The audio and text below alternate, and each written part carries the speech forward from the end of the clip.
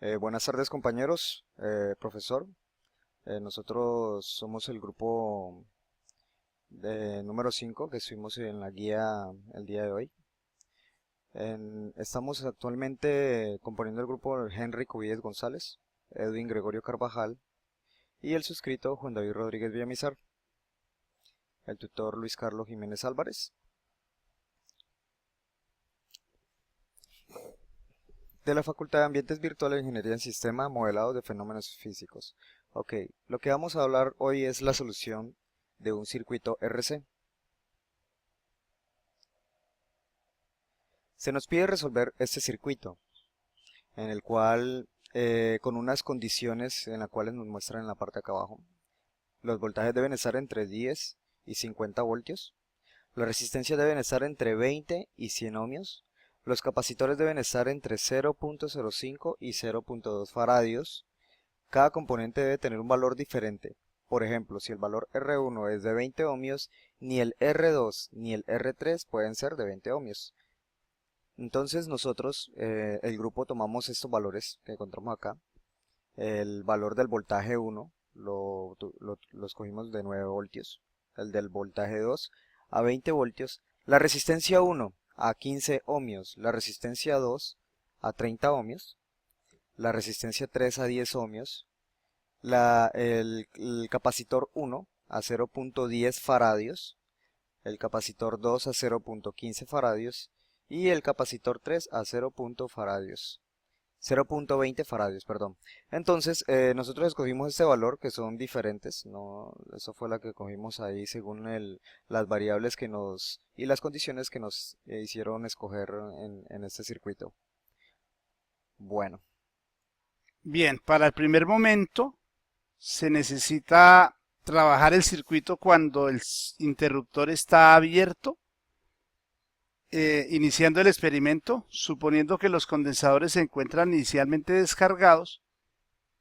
Entonces nosotros quitamos la malla de este lado porque cuando el interruptor está abierto este elemento actúa como un corto, o sea, no hay flujo de corriente.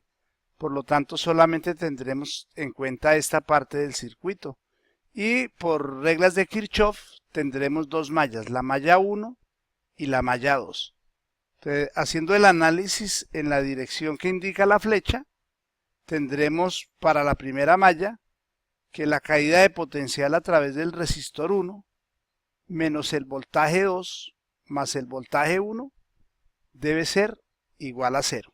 Una primera ecuación en las cuales yo conozco el voltaje 1 y conozco el voltaje 2.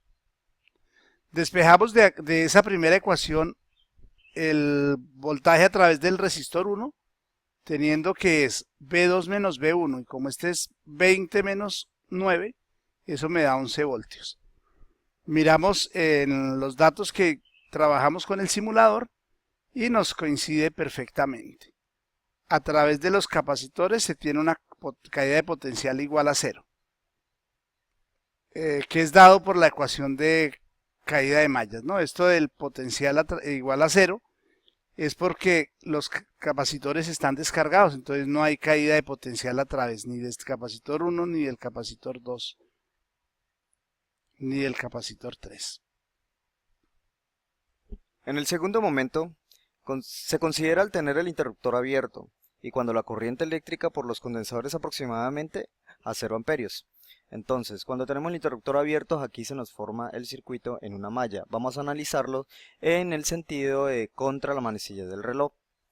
Entonces, cuando se carga completamente los condensadores, los capacitores, se tienen que no hay flujo de corriente. Un capacitor cargado funciona como un interruptor abierto, entonces la caída de potencia a través de los resistores será de 0.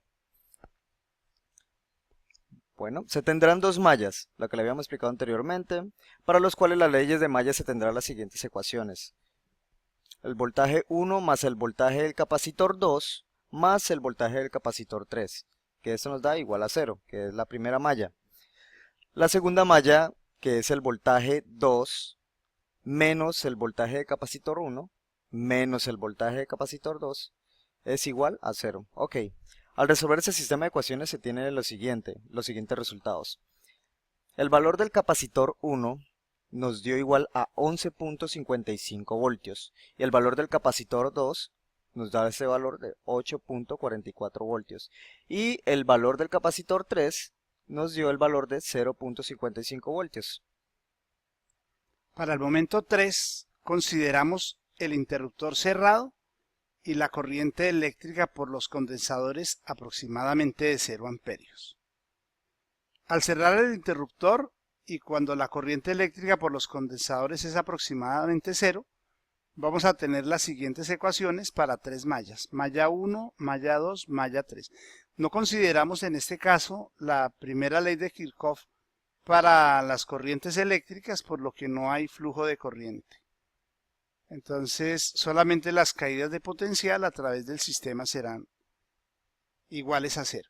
Entonces, la primera malla, esta malla considerada en sentido antihorario, me dirá que el voltaje 1 menos la caída de potencial a través del capacitor 2 más el voltaje a través del capacitor 3 debe dar igual a 0. Repito, la resistencia no se tiene en cuenta, por lo que no hay caída ahí. En la malla 2 tendríamos el voltaje en el capacitor 1, más el voltaje en el capacitor 2, debe ser igual al voltaje 2 más la caída de potencial que genere el resistor 1. En este resistor, para la malla 3, el voltaje a través del resistor 1 más el voltaje a través del resistor 3 debe darme los 100 voltios de esta FEM. Cuando solucionamos las ecuaciones por Gauss-Jordan, encontramos las siguientes relaciones. Voltaje en el capacitor 1 de 58.22 voltios, voltaje en el capacitor 2 de 21.78 voltios, voltaje en el capacitor 3 de 12.78 voltios, voltaje en el resistor 1 de 60 voltios y voltaje en el resistor 3 de 40 voltios.